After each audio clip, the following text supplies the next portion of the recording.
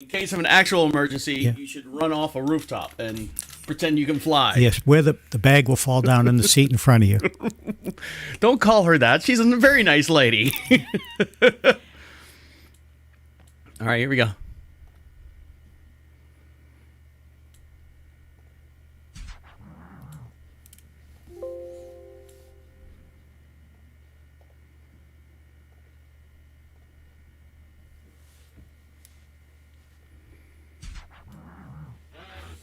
I don't know what this thing is. I think it's a strip show, dance show. Work there, dude.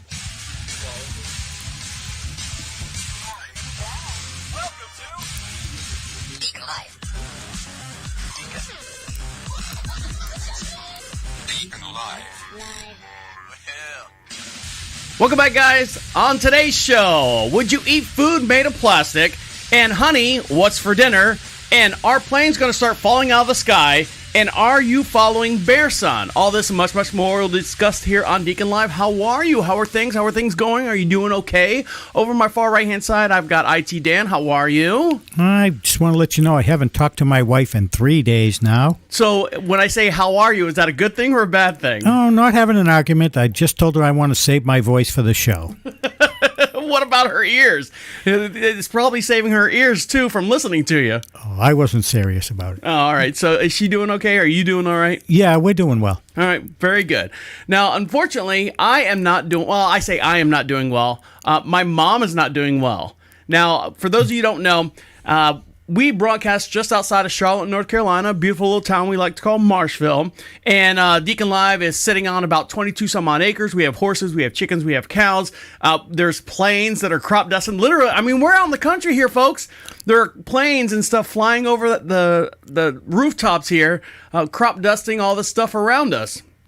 Now, I get a phone call. Now, I don't talk to my mom and dad too often, but I got a phone call the other day. Now, my wife and I, Friday night is our night. When she's done with work, she goes down and feeds the horses. I wrap up all the chickens, make sure everything's good to go and everything. And then you guys play cards. And then we do play cards. She likes to play rummy. I like to play euchre. It's hard to play two-handed euchre. I don't know if you've ever played euchre before. No, I haven't. Okay. So we sit there and play cards, and we listen to the radio or listen to the music, and we sit there and have cocktails. And all of a sudden, like 8:30 at night, I get a phone call from my cousin. My cousin, who's my dad's brother, or my dad's brother's kid, of course. That's how the cousins work. And I'm like going, hello? And he's like going, hey, Deacon. I'm like, yeah? He's like, I heard your mom broke both of her legs. I'm like, what? Why are you calling me? A cousin of mine that I don't talk to. The last time I talked to him, I think he was doing something nefarious, and I talked to him about that. But outside of that, and that was years ago, and I've never talked to him since. Now, I don't talk to my mom and dad on a daily basis, only like birthdays, holidays, not even barely anniversaries. I thought your mom paid off the bookie. Yeah, she did pay off the bookie. I don't know. But, I mean, so I go, all right. What are you talking about? And he goes, I heard that your mom broke both of her legs. I said, all right, well, let me get to the bottom of this. So my wife goes, what's going on? I said, my mom broke both of her legs. So I called my dad up right away. Goes right to voicemail. Call him on a cell phone, call him on the house phone. Nothing. I'm like, all right. So the next morning, I get a phone call like 7 a.m. from my dad. Now, the reason why I know that is because I look at missed calls, and he called at 7 o'clock. I didn't answer the phone, unfortunately. Maybe because you're not up? We are up, but I'm in the middle of slinging, hay and doing all this stuff. I don't have time to sit there and hold the phone. I don't have time to sit there and talk to my dad. It's just your dad. That's my dad. So I call him back a little bit later when everything calmed down here as far as chores wise, and I'm like, "Hey, Dad, what's going on? Is it true what little Paul said?" And he goes, "What do you mean?" And I go, all right, obviously I got to dig this out. Did Mom break her legs?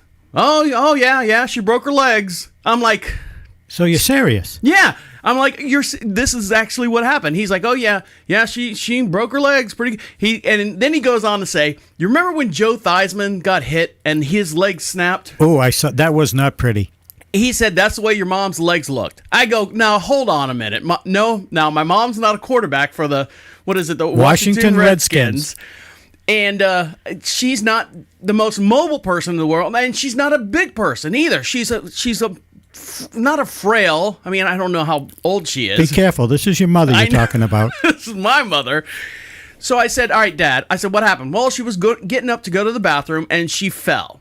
And I said, okay, did she fall and then the bones broke because of her fall? Or the bones broke and caused her to fall? He goes, no, yeah, her bones broke, like right above the knees, like all the... Now, when we say broke, I think the ligaments and the tendons and the muscles separated from her kneecaps. That's painful. That sounds awful. And she fell, and in the process of her falling, probably her leg, one of her legs, her left leg or the right leg, that would be one of them, got up underneath her, and she sat and snapped her leg that way. So not only did she have two broken, quote-unquote, broken kneecaps, now she's got this, Joe Theismann leg sticking off to the side. Oh, I feel awful for her. That just sounds so painful. So thanks, Dan, for your condolences on that. So I said, all right, Dad, so what's the next step? Well, she's going to have surgery. Now, for those of you who don't know, my mom is, type 20 diabetic. She's got the pump on her and then hit the pump saying, oh, I'm cured. Beep, beep, beep, to balance her sugar out. Self-medicating. And so, she doesn't take the best care of herself. I said, so what's the deal? My mom's on dialysis. I think 3 times a week she goes down. They had the machine in the house, and it looked like a huge... almost like your Generac thing that you're trying to buy for the house. We're looking into it. Yeah, the whole house generator. That's what it looked like in the bedroom. And you hook up the saline bags, and she's got a plug on one side and a plug on the other side, and that's how the dialysis works. But she's been doing it like going to a place and having dialysis. So they said, well, let's do dialysis first before we do the actual surgery. So my mom's been laying up in bed, I guess, I'm assuming. No one calls me, no one tells me anything. Has been laying up in the bed in the hospital for the last 2 days while they did dialysis. And I guess they wait for her to relax, I guess. And then they're going to do surgery to reconstruct. I have no idea what's going on. Nobody calls me, nobody, except for my cousin. Cousin who I don't talk to but once every 5 years maybe. Now, how old is your mother?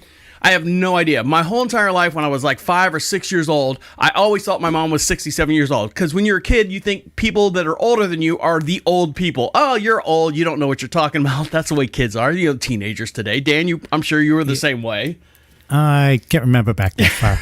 Well, so I always thought my mom was 67. Even to this day, 67. I have no idea how old she is now. That's my age right now. Is it? You're 67? I don't know. I don't know. So I know that she's got to be, and I always do the math, like their anniversary, I always did the math. So when I was 20, this is their 23rd anniversary, I always sit there and go, okay, so they were married 3 years before they had me. That type of stuff. I would always do the math. But I never knew exactly how old my mom and dad are or is. Now, your brother is an only child, right? I have no... Yes, Dan.